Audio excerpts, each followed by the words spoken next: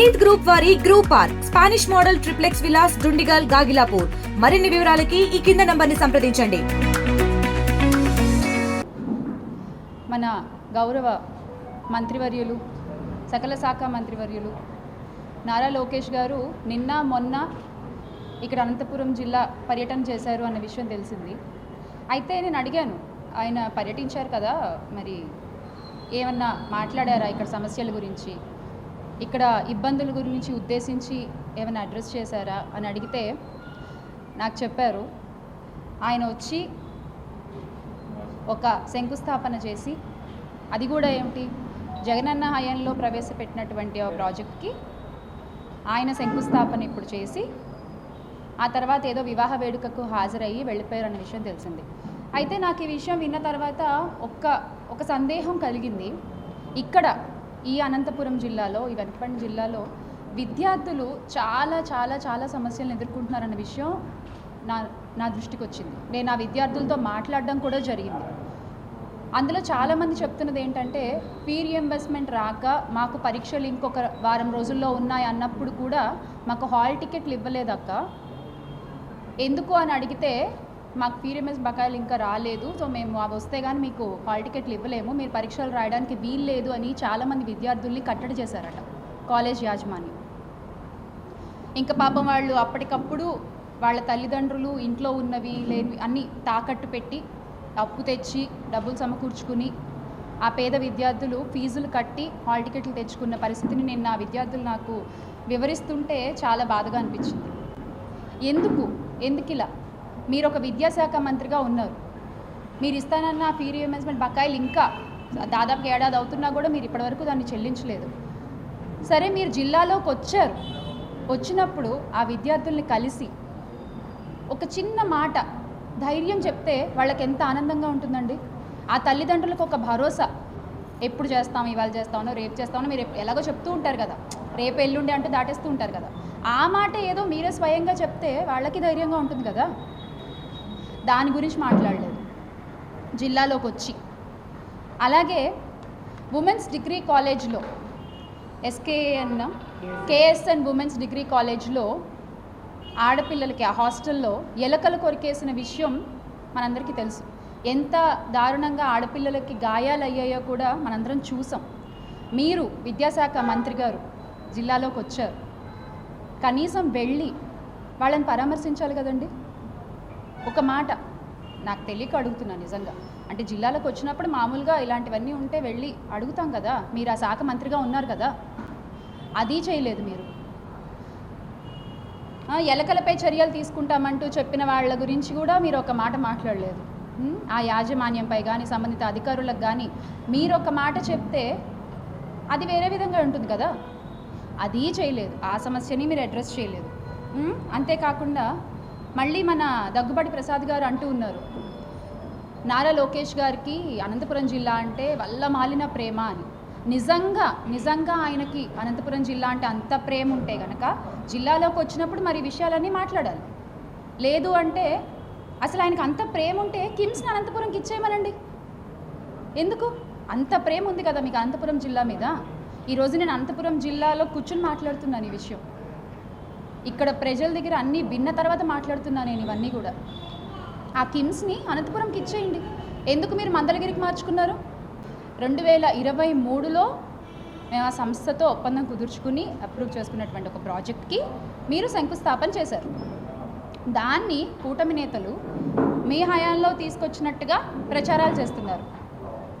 అసలు నాకు అర్థం కాదండి. కూటమి నేతలు చెప్తూ ఉన్నారు, దావోస్ పర్యటనలో అంట నిన్న మీరు శంకుస్థాపన చేసినటువంటి integrated renewable power complex solar plant ఏదైతే శంకుస్థాపన చేశారో దాన్ని మీరు దావోస్ పర్యటనలో ఒప్పందం కుదుర్చుకుని వచ్చారంట.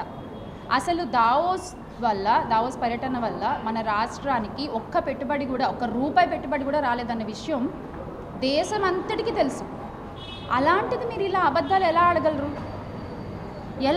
ఎలా అంటే 22,000 కోట్ల వ్యయంతో నిర్మితమవుతున్న ఈ ప్రాజెక్టు జగనన్న హయాంలో ప్రవేశపెడితే అది మీది అని మీరు అలా అబద్ధాలు ఎలా చెప్పుకోగలరండి?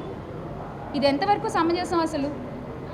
అంటే ఈ ప్రాజెక్టు అలాగే ఏపీ జెన్కో అండ్ ఎన్హెచ్పిసి వాళ్ళు 50-50 షేర్తో స్టార్ట్ చేసేటువంటి 950 మెగావాట్స్ హైడ్రా పవర్ ప్రాజెక్టు ఇవన్నీ కూడా జగనన్న హయాంలో అనంతపురం జిల్లాకి వచ్చినటువంటి ప్రాజెక్ట్స్. అవి మీరు తెచ్చినట్టు మీరు ఈ రోజున అబద్ధాలు ప్రచారాలు చేసుకుంటున్నారు. దేనికన్నా ఒక లిమిట్ ఉంటుంది కదండి. అలా ఎలా చేస్తారు మీరు? అసలు మేము తీసుకొచ్చాము ఈ ప్రాజెక్ట్ అని నేను ప్రూఫ్స్తో సహా మాట్లాడుతున్నాను. చూడండి, రెన్యూ పవర్కు వైఎస్ జగన్ గారు నాంది పలికారు, మీరు కాదు, కూటమి నేతలు కాదు. మరొక్కసారి విత్ ప్రూఫ్ మాట్లాడుతున్నాను నేను.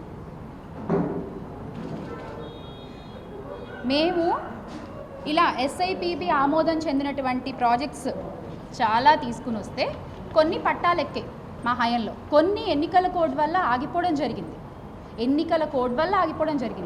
ఆ ప్రాజెక్ట్స్కి ఇప్పుడు మీరు శంకుస్థాపన చేస్తున్నారు. మీరు చెప్పుండొచ్చు, ఇది గత ప్రభుత్వం వాళ్ళు తీసుకొచ్చారు, మన ప్రభుత్వంలో మేము శంకుస్థాపన చేస్తున్నాము అని మీరు చెప్పుండొచ్చు. ఎంత బాగుండేది ఆ మాట. మేము తీసుకొచ్చాం, దావోసెళ్ళు తీసుకొచ్చాం. మీరు దావోసెళ్ళు ఏది తీసుకొచ్చారో అందరం చూసాం కదండి. మళ్ళీ కొత్తగా చెప్తారు. మీరు అధికారంలోకి వచ్చి దాదాపుగా ఏడాది పూర్తవుతోంది. ఈ ఏడాది కాలంలో మీరు ఏ హామీలు నెరవేర్చారండి? ఒక్క మాట చెప్పండి నాకు, మీరు ఏ హామీలు నెరవేర్చారు?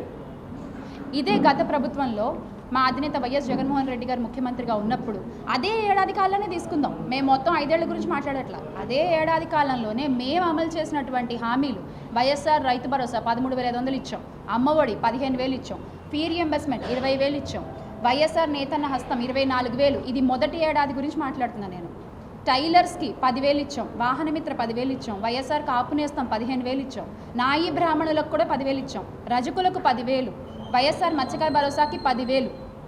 పైవి ఇప్పటి వరకు నేను చెప్పినవి కాకుండా ప్రతి నెల వృద్ధులకు 2,250 రూపాయలు, వితంతువులకు 2,250 రూపాయలు, వికలాంగులకు 3,000, అలాగే డప్పు కార్మికులకు పెన్షన్స్ 3,000. ఇలా ప్రతిదీ మేము చెప్పిన ప్రతి హామీ, మేనిఫెస్టోలో చెప్పిన ప్రతి హామీ జగనన్న మొదటి ఏడాది కాలంలోనే మ్యాక్సిమం పూర్తి చేసాం, ఇస్తూ వచ్చాం. అన్న మాట మీద నిలబడే వ్యక్తి, ఆయన ప్రజలకు ఇచ్చిన మాటను ఆయన నిలబెట్టుకున్నారు. నేను మొదటి ఏడాది కాలం మీ టర్మ్ పీరియడ్ గురించే మాట్లాడుతున్నా. మళ్ళీ మీరు మొత్తం 5 ఏళ్ళు చేస్తుంది ఇప్పుడు చెప్తారండి అనద్దు. మొదటి ఏడాది చేసాము, మొత్తము చేసాం మేము. మీరు మొదటి ఏడాదే గాలికి వదిలేశారు. అసలు స్కామే లేని చోట స్కామ్ జరిగిందని చెప్పి అసలు సంబంధం లేని వాళ్ళ పేర్లను అందులో ఇంక్లూడ్ చేసి మీరు ఇవాళ అరెస్టులు చేస్తున్నారు. దొంగ సాక్ష్యాలు పుట్టించి, అబద్ధపు స్టేట్మెంట్లు తీసుకుని, బెదిరించే స్టేట్మెంట్లు రాయించుకుని మీరు కేసులు పెట్టిస్తున్నారు. ఇది ఎంతవరకు సమంజసం? అసలు ఇది నేననే మాట కాదు, సుప్రీంకోర్టు కూడా మీకు వార్న్ చేసింది కదా, రాజకీయ పూర్తి కక్షలు, రాజకీయ ప్రేరేపిత అరెస్టులు చేయడం కరెక్ట్ కాదు అని చెప్పి సుప్రీంకోర్టు కూడా వార్న్ చేసింది కదా. అది కూడా మీకు గుర్తులేకపోతే ఎలా అండి?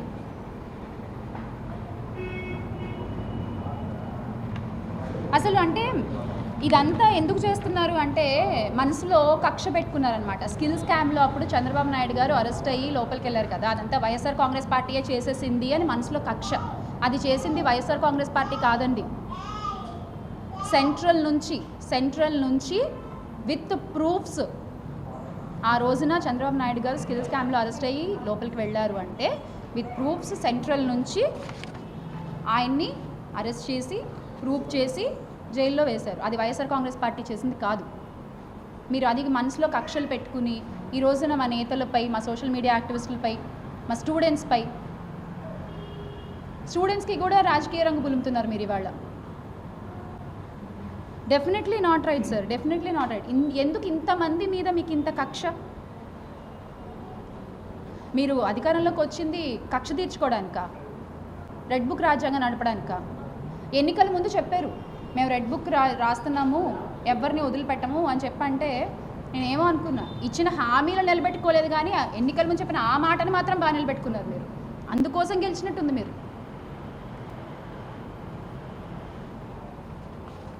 అసలు రాజధాని రింగ్ రోడ్డు కేసు అది నిజం కాదా? చెప్పండి. కూటమి పెద్దలను అడుగుతున్నా నేను. ఇప్పుడు ఆంధ్ర రాజధాని రింగ్ రోడ్ కేసు నిజం కాదా? ఎసైన్డ్ భూముల కుంభకోణం కేసు నిజం కాదా? వాటికి ఆధారాలు లేవా? ఫైబర్ నెట్ కుంభకోణం నిజం కాదా? వీటన్నిటిలోనూ ఆధారాలు ఉన్నాయి. చివరికి ఇసుక ఫ్రీ అని ఆ రోజు చెప్పి దోచేసింది ఇప్పుడు నిజం కాదా? అంతవరకు ఎందుకంటే 2014 నుండి 19 మధ్య నడిపిన లిక్కర్ మాఫియా ఇది నిజం కాదా? మీరు అన్నారే డిస్టిలరీ నుంచి తీసుకున్న మద్యం వల్ల వైఎస్ఆర్ కాంగ్రెస్ పార్టీ కొనుగోలు చేసిన మద్యం వల్ల ఆరోగ్యాలు పాడైపోతున్నాయని మీరు అబద్ధపు ఆరోపణలు చేశారు ఆ రోజున. మరి ఈ రోజు మీరు అధికారంలోకి వచ్చాక కూడా అవే డిస్టిలరీ నుంచి ఎందుకు తీసుకుంటున్నారు మద్యం? మీరు అక్కడి నుంచి మీరు కూడా కొంటున్నారు కదా, మరి అంటే ఆ రోజు మీరు చెప్పింది అబద్ధమే కదా.